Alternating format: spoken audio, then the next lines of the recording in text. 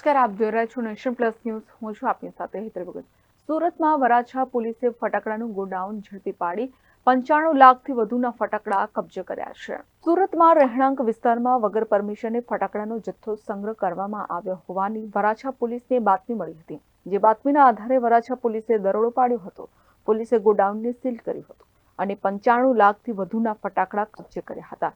પોલીસે 2 ભાઈઓની ધરપકડ કરી છે, જ્યારે અન્ય એક ઇસમને વોન્ટેડ જાહેર કરવામાં આવ્યો છે. સુરત શહેર પોલીસ કમિશનર શ્રી અનુપમસિંહ ગેહલોત સરના માર્ગદર્શન હેઠળ આગામી દિવાળી તેમજ નવરાત્રિનો તહેવાર આવતો હોય, કાયદો અને વ્યવસ્થાની જાળવણી સારું પોલીસ કમિશનર સાહેબની સૂચના તેમજ માર્ગદર્શન હેઠળ તેમજ special commissioner of police sector 1 sir તેમજ ડીસીપી ઝોન 1 સરના માર્ગદર્શન હેઠળ કાયદો અને વ્યવસ્થાની જાળવણી સારું વરાછા પોલીસ સ્ટેશનની ટીમ દ્વારા એક બાતમી હકીકત આધારે ગેરકાયદેસર રીતે સંગ્રહ કરેલો ફટાકડાનો સ્ફોટક દ્રવ્યનો જથ્થો વગર લાયસન્સે મળી આવેલ છે.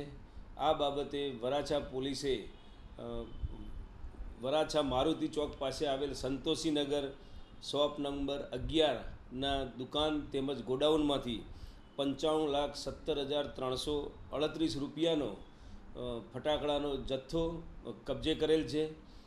આ જથ્થો રાખનાર 2 ઈસમોની પણ એક્સપ્લોઝિવ એક્ટ તેમજ માનવ જિંદગીને જોખમ કરતા જે નવા BNSના કાયદાની હેઠળ કાર્યવાહી કરી અને ધરપકડ કરવામાં આવેલ છે. મજકૂર આરોપીઓની પૂછપરછ દરમિયાન તેઓએ શિવા કાશીથી આગામી દિવાળી આવતી હોય તેઓએ આ ફટાકડાનો જથ્થો મેળવેલો છે. તેમજ આ જગ્યાએ પોતે જરૂરી ફાયર અને સેફ્ટીના સાધનો પણ નહીં રાખી અને લાયસન્સ વગર આ મુદ્દામાલ સાથે મળી આવી તેમના વિરુદ્ધ ધોરણસર કાર્યવાહી કરવામાં આવેલ છે.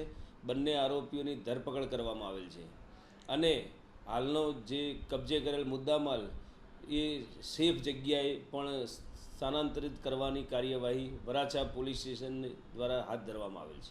Report Nation Plus News Surat. સમાચારોના સતત અપડેટ મેળવવા માટે અમારી નેશન પ્લસ ન્યૂઝની યુટ્યુબ ચેનલને સબસ્ક્રાઇબ કરો, બેલ આઇકન દબાવો અને જોડાયેલા રહો ફેસબુક, ઇન્સ્ટાગ્રામ અને ટ્વિટર પર.